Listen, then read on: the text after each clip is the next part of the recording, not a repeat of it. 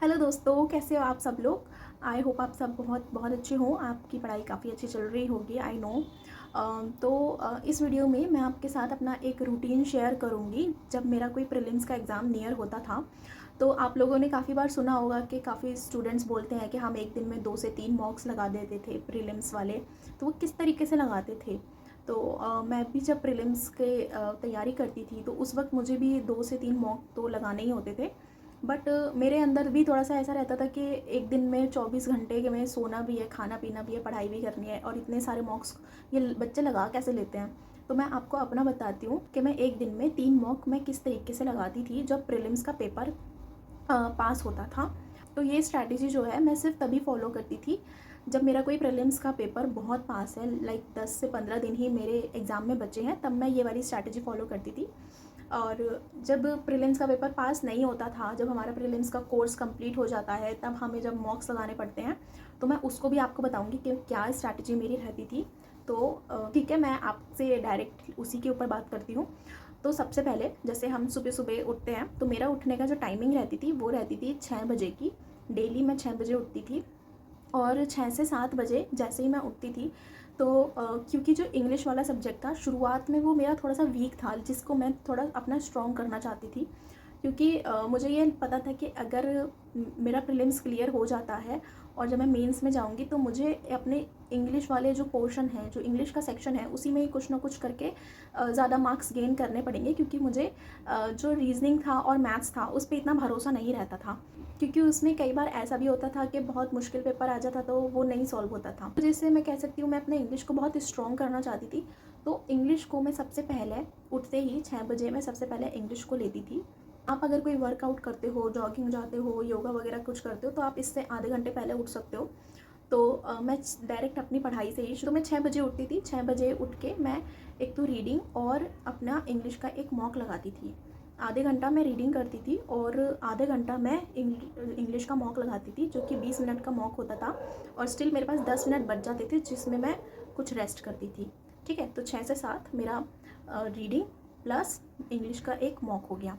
उसके बाद जो है 7 से 8 मैं करती थी जनरल अवेयरनेस की तैयारी। अवेयरनेस के टाइम पे पहले मैं प्रीवियस डे का रिवाइज़ करती थी। कुछ 10 से 15 मिनट निकाल के मैं पहले प्रीवियस डे का रिवाइज़ करती थी। उसके बाद मैं न्यू डे का जो टुडे वाला करंट अफेयर होता है मैं उसको करती थी। उसकी मैं वीडियो देखती थी एक तरीके से। और फिर 7 से 8 वो करने के बाद फिर मैं 8 से 9 पे अपना ब्रेकफास्ट करती थी। और ब्रेकफास्ट के साथ साथ ही मैं एडिटोरियल की वीडियो देखती थी। एडिटोरियल की वीडियो आप किसी की भी फॉलो कर सकते हो। तो मैं संतोष सर को फॉलो करती थी और ब्रेकफास्ट करते करते ही मैं उस वीडियो को देखती थी। तो मेरी कुछ टेक्निक इस तरीके से होती थी कि पहले मैं वीडियो देख लेती थी और फिर वीडियो को बंद करके मैं जितने भी सर वर्ड्स बताते थे उन वर्ड्स को अपने माइंड में रिवाइंड करने की कोशिश करती थी। अगर मुझे मान लो 10 वर्ड बताए हैं, 10 में से 2 से 3 वर्ड भी याद रह पा रहे हैं तो ये बहुत अच्छी बात है। फिर मैं दोबारा से उस वीडियो को चलाती थी। लेकिन मैं उस वीडियो को सुनती नहीं थी, सिर्फ वर्ड देखती थी और मतलब आगे प्रेस करती रहती थी। और फिर दोबारा से वो सारे वर्ड्स देख के फिर दोबारा वीडियो बंद करके फिर दोबारा से उन वर्ड्स को रिवाइज़ करने की कोशिश करती थी। इस तरीके से मेरा जो मकसद होता था वो वोकैबलरी को मैं कभी भी नोट डाउन नहीं करती थी। मैं वो वोकैबलरी को हमेशा अपने माइंड में याद रखने की कोशिश करती थी। क्योंकि मैं वोकैबलरी सिर्फ़ और सिर्फ उन्हीं को लिखती थी जो मैं रीडिंग करते वक्त अगर मुझे कोई वर्ड मिलता था मैं सिर्फ उन्हीं को लिखती थी, क्योंकि वो मुझे बार बार रिवाइज़ करने पड़ते थे। और मैं ये कोशिश करती थी जब मैं रीडिंग करती थी कि मैंने जब एक बार रीड करा उसमें मुझे कुछ वोकैबलरी के वर्ड्स मिले तो उन वर्ड्स को मैंने अपना अलग से नोटबुक में लिख लिया, उनके मीनिंग निकाल लिए और फिर दोबारा से मैं वही चीज़ एक जो पैराग्राफ है उस दोबारा से उस पैराग्राफ को पढ़ती थी और उन वर्ड्स को दोबारा से उसी में यूज़ करती थी। तो ये कुछ मेरी ऐसी स्ट्रैटेजी रहती थी जो मुझे लगती है कि बाकी लोगों से अलग है और कुछ मेरे लिए हेल्पफुल थी। और आई थिंक अगर आप फॉलो करोगे तो आपको भी बहुत फ़ायदा मिलेगा। आपको वोकैबलरी नोटबुक में लिखने की बजाय अपने माइंड में याद रहेंगी।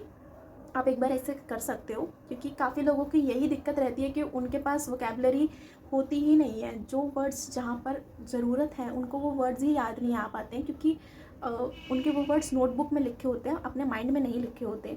तो आप मेरी इस वाली स्ट्रैटेजी को एक बार अप्लाई कर सकते हो, आपको ज़रूर कुछ ना कुछ तो बेनिफिट मिलेगा ही।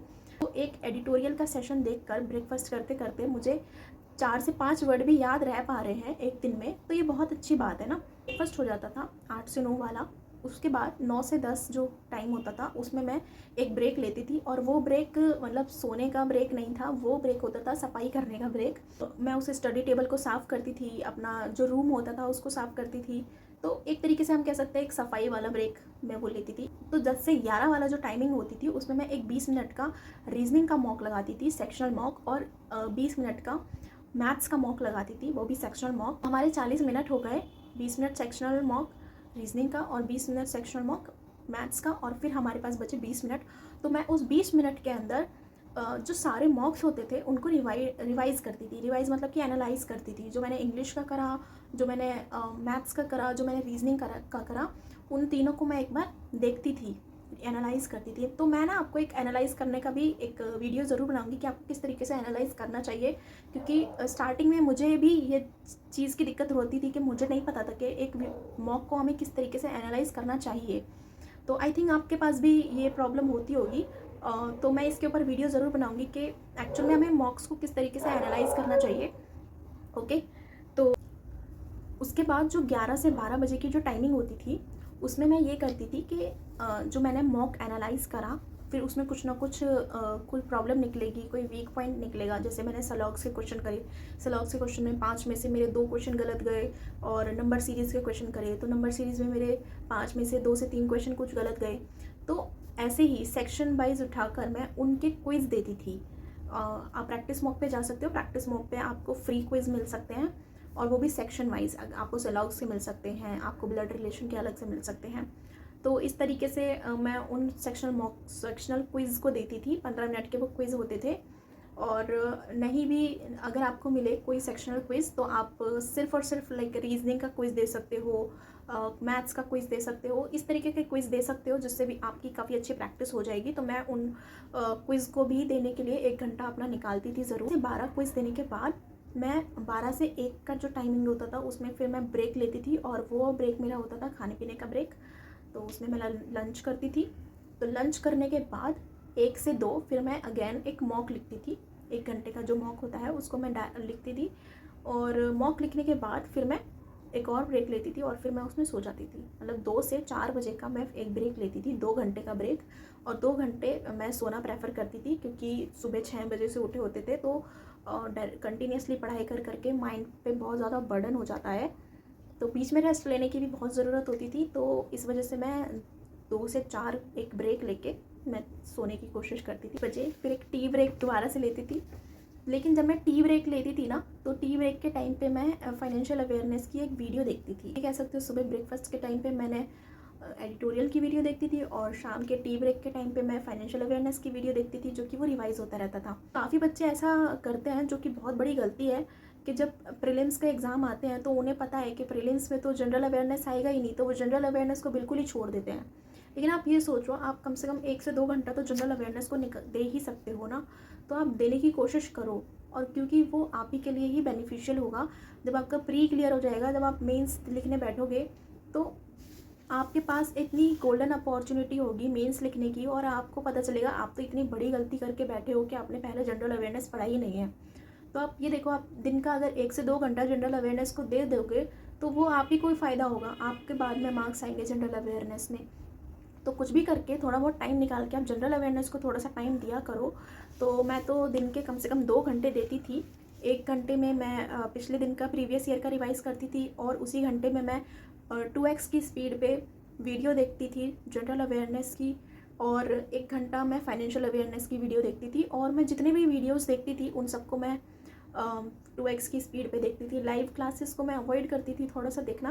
काफ़ी लोग होते हैं जो लाइव क्लासेस को नहीं देखते हैं, तो लाइव क्लासेस को आप देख सकते हो, लेकिन कुछ स्पेसिफिक सब्जेक्ट्स के लिए, जैसे कि मैथ्स के लिए, रीजनिंग के लिए, वहाँ पे हमें देखना होता है, हमें स्पीड पे अपना काम करना होता है, तो हमें पता चलता है हमसे कितने लोग ज़्यादा आगे हैं। तो आप कुछ स्पेसिफिक सब्जेक्ट्स के लिए लाइव क्लासेस प्रेफर कर सकते हो। लेकिन जैसे जनरल अवेयरनेस हो गया, इंग्लिश हो गया, तो वहाँ पे आपको इतना स्पीड का ध्यान नहीं देना होता, वहाँ पे आपका माइंड काम करता है।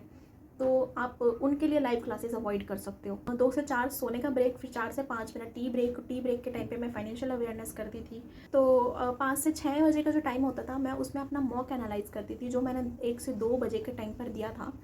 तो उसमें मैं देखती थी कि मेरे क्या वीक पॉइंट निकल रहे हैं और किस क्वेश्चन पे मैं ज़्यादा टाइम लगा रही हूँ। ये सब एनालाइज करने के बाद फिर मैं फिर से कुछ प्रैक्टिस क्वेश्चन कर, जैसे कि अर्थमेटिक हो गया, उसमें मुझे अगर लगता है कि मेरे से क्वेश्चन नहीं बन रहे हैं तो मैं अर्थमेटिक पे काम करती थी, डीआई पे काम करती थी।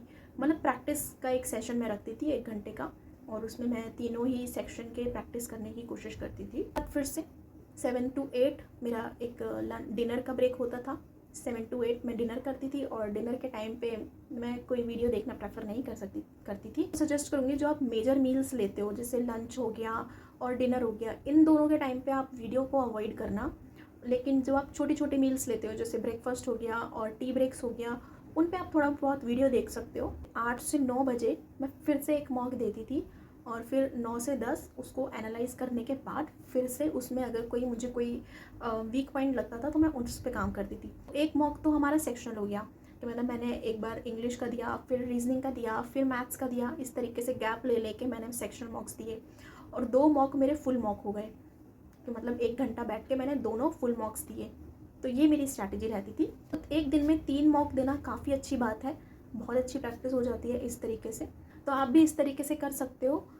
तो नेक्स्ट वीडियो जो मैं अपलोड करूँगी, वो मैं अपलोड करूँगी कि आपको किस तरीके से प्रीलिम्स और मेंस का रूटीन सेटअप करना चाहिए, क्योंकि उसमें भी हमें काफ़ी सारे डाउट रहते हैं कि हम प्रीलिम्स का कब पढ़ें, मेंस का कब पढ़ें। तो उसके लिए मैं आपको एक अच्छे से रूटीन बताऊँगी कि मेरा क्या रूटीन रहता है। तो गाइज़, इसी रूटीन को फॉलो करते हुए मैंने काफ़ी सारे प्रीलिम्स के एग्ज़ाम निकाले। तो मैं आपको ये बता दूँ कि मुझे बैंकिंग की तैयारी करते हुए 2 साल हुए हैं। 1 साल मैंने अपने कॉलेज के साथ साथ किया था, कॉलेज के लास्ट ईयर से। तो कॉलेज के साथ साथ मैं थोड़ा सा फुल फ्लेज उस पर ध्यान नहीं दे पाती थी, लेकिन स्टिल उस वक्त मेरे फर्स्ट अटैम्प्ट में ही इसी स्ट्रैटेजी को फॉलो करते हुए मेरा SBI PO प्रीलिम्स और IBPS PO प्रीलिम्स निकला था। तो उस वक्त मैं, क्योंकि अपने कॉलेज और बैंकिंग की एक साथ तैयारी करती थी, तो फिर मेंस उस वक्त मेरा नहीं निकला था। लेकिन फिर जब मैंने फुल फ्लेज बैंकिंग की तैयारी करी, तब भी मैं इसी रूटीन को फॉलो करती थी। इसी तरीके से जब एक दिन में हमें 2 से 3 मॉक्स देने होते थे, तो मैं इस तरीके से ही उन मॉक्स को देती थी। और बस मैं ये कहूँगी कि आप जो भी मॉक्स दो, बेशक आप दिन में एक ही मॉक दो, लेकिन आप उन्हें अच्छे से एनालाइज ज़रूर करो। आप अगर अपनी गलतियों पे काम नहीं करोगे तो कोई फ़ायदा नहीं है उन मॉक्स को देने का। मॉक्स का मतलब ही यही है कि हम अपनी गलतियों पे काम करें। ऐसी गलतियाँ जो हमसे अभी हो रही हैं, वो हमसे फ्यूचर में ना हो जब हम एक्चुअल एग्ज़ाम लिखने बैठें। तो इस वजह से आप मॉक्स जब भी दो, उनको अच्छे से एनालाइज ज़रूर करो, ताकि वो गलतियाँ आप रिपीट बिल्कुल ना करो। और अगर आप कुछ भी सिली मिस्टेक्स करते हो ना मॉक्स में, अपने 2 चांटे ज़रूर लगाया करो, ताकि नेक्स्ट टाइम जब आप दोबारा उन गलतियों को करो तो आपको एकदम से याद आ रहा है कि बस नहीं करनी है ये छोटी छोटी गलतियाँ, ठीक है। क्योंकि हमारा पेपर इन्हीं छोटी छोटी गलतियों से बिगड़ता है। हमें सब आता होता है, बट स्टिल वो सिली मिस्टेक्स जो होती है ना, वो दिमाग ख़राब कर देती हैं। तो आप कोशिश करो सिली मिस्टेक्स को कम से कम करो अपने मॉक्स में ही, और एक्चुअल एग्ज़ाम के टाइम तो एक भी सिली मिस्टेक बिल्कुल मत करना। इस वजह से जितने ज़्यादा आप मॉक्स दोगे, उतना ज़्यादा आप ही का ही फ़ायदा होगा। तो मैं आपसे ये कहूँगी, अगर आपको कोई भी मेरे से क्वेश्चन करना होता है, तो या तो आप इंस्टाग्राम पे करा करो, या फिर आप कमेंट कर दिया करो। तो मैं आपको इन दोनों जगह पे आपको आंसर कर दूँगी। देखो, टेलीग्राम मैं नहीं चलाती। टेलीग्राम मेरे से किसी ने कहा था बनाने को, लेकिन टेलीग्राम मैंने बनाया भी था, और वो है भी अभी। अगर आपको ज्वाइन करना है तो उसमें कुछ बहुत ही कम बच्चे हैं, आप उन लोगों से बातें कर सकते हो। मैं उस पर रिप्लाई नहीं करती, क्योंकि टेलीग्राम मैं नहीं चलाती। तो इसी वजह से आप मुझे टेलीग्राम पे मैसेज मत किया करो। अगर आपको कोई भी क्वेश्चन हो तो आप इंस्टाग्राम पे कर सकते हो, कमेंट कर सकते हो, यहाँ पे मैं ज़रूर आपको आंसर करूँगी, ठीक है। चलो, बाय बाय।